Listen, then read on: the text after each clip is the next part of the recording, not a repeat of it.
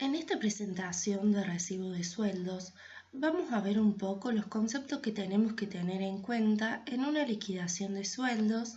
También vamos a ver un modelo de recibo, las escalas salariales del 2021 y la retención del impuesto a las ganancias. Acá les muestro un modelo básico de recibo para conocer cuáles son los rubros habituales y los datos obligatorios que debe contener. Por un lado, tenemos el encabezado del recibo, que debe contener los datos relativos al empleador, los datos relativos al trabajador y otros datos obligatorios. Dentro de lo que son los datos relativos al empleador, tenemos la razón social de la empresa, el número de quit y el domicilio de la misma.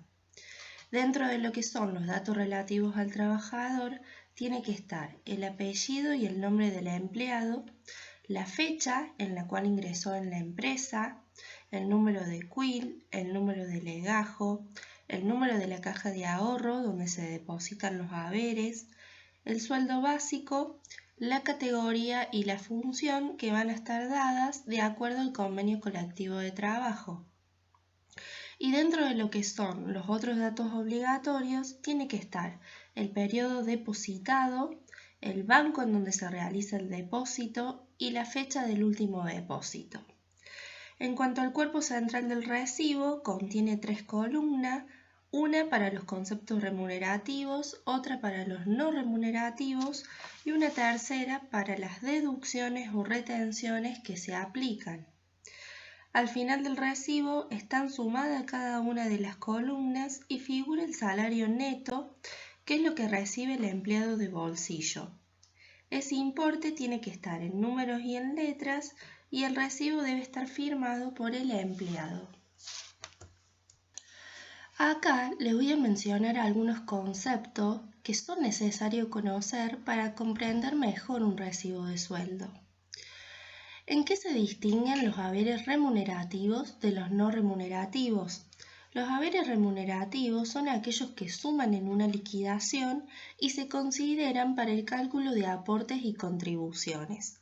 Son embargables y se utilizan para el cálculo del aguinaldo, de las vacaciones e indemnizaciones. Por ejemplo, el sueldo básico. Y los no remunerativos son aquellos que también suman en una liquidación, pero que no se tienen en cuenta para el cálculo de los aportes y las contribuciones. No son embargables y no se utilizan para el cálculo de vacaciones, aguinaldos ni indemnizaciones. Por ejemplo, los bonos. En cuanto a los descuentos, son aquellos que restan en la liquidación previo al cálculo de los aportes. Luego tenemos los aportes que también restan en una liquidación, se retienen en el recibo de sueldo para su futuro depósito a favor de terceros. Y luego tenemos las deducciones, que son aquellos conceptos que también restan en la liquidación, pero sin producir efectos en el cálculo de los aportes. Por ejemplo, el impuesto a las ganancias de cuarta categoría. Para explicarles mejor los conceptos mencionados, acá les muestro un recibo de sueldo de Delinter. Lo que está remarcado en rojo son los conceptos remunerativos. En celeste son los aportes, en amarillo son las deducciones y en gris son los conceptos no remunerativos. Tanto el sueldo mensual como el presentismo, el share y la asignación de bodega van a depender de la categoría en la que esté encuadrada el trabajador en la escala salarial.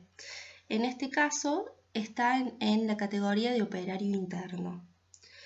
Y en cuanto a los aportes, tenemos la jubilación, que es un 11%, tenemos la ley 19.032, que es un 3%, que es la ley por la cual se crea el Instituto Nacional de Servicios Sociales para Jubilados y Pensionados, es decir, la creación del PAMI.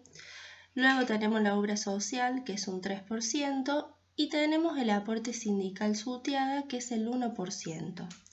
Tanto la jubilación como la ley 19.032 y la obra social se van a calcular sobre los conceptos remunerativos. Y en el caso del aporte sindical SUTEAGA se calcula sobre lo remunerativo más lo no remunerativo.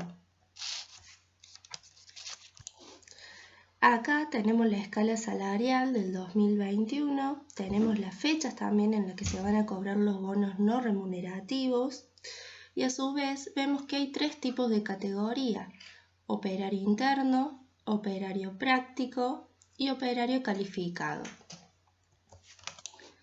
Y por último, lo que es la retención del impuesto a las ganancias, tenemos que saber que aquellos sueldos brutos que sean mayores a 150.000 pesos, se les va a realizar la retención del impuesto a las ganancias. Para el cálculo de estos 150.000 no se va a tener en cuenta el aguinaldo que se cobra en julio y en diciembre. Y para tener en cuenta, el sueldo a percibir por el empleado deberá hacerse a través de una cuenta sueldo, cuyo costo de mantenimiento estará a cargo del empleador. Damos por finalizada lo que es la presentación de recibos de sueldos y sus conceptos básicos. Por cualquier duda nos pueden escribir en la plataforma donde va a estar subida esta presentación. Y desde ya muchas gracias a todos.